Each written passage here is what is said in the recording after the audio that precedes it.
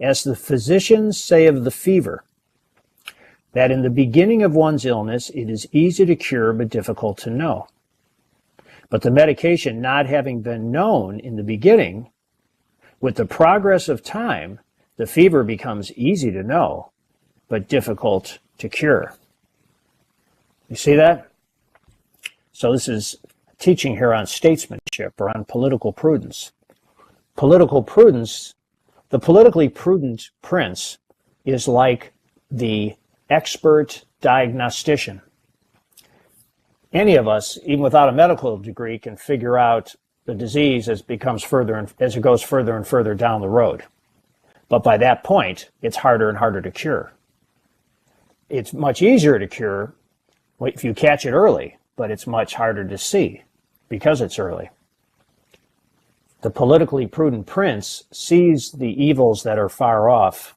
He looks ahead, and he sees those evils that are far off. He sees them now in the present, and he makes the preparation now so that he can deal with them better, just as taking the proper medicine early on in disease stands a much better chance of curing the disease. Okay.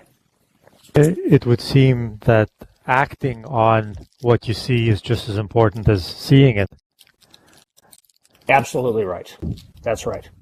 It's a combination of the two. And of course, that's what political virtue is.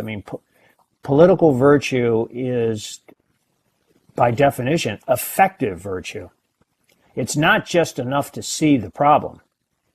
You have to both see the problem, see the solution. You have to be able to recognize you have to do more than to be able to know what the good is. Let's give a somewhat contemporary example.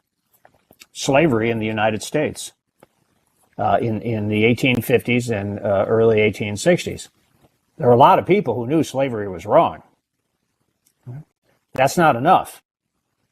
You have to know both that it's wrong, and then you also have to know how, under the circumstances in which the United States found itself in the 1850s, how you can do anything to help it.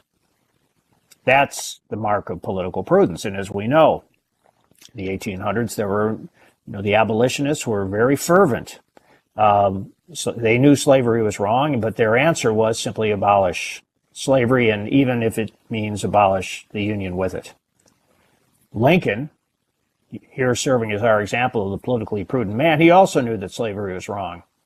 But he also knew that if you tear down the country, you might end up with a country full of free men, or you might end up with a whole country full of slaves. And that therefore, simply knowing that slavery was wrong, that was necessary but not sufficient. Right? Political virtue, to be political virtue, has to be effective virtue.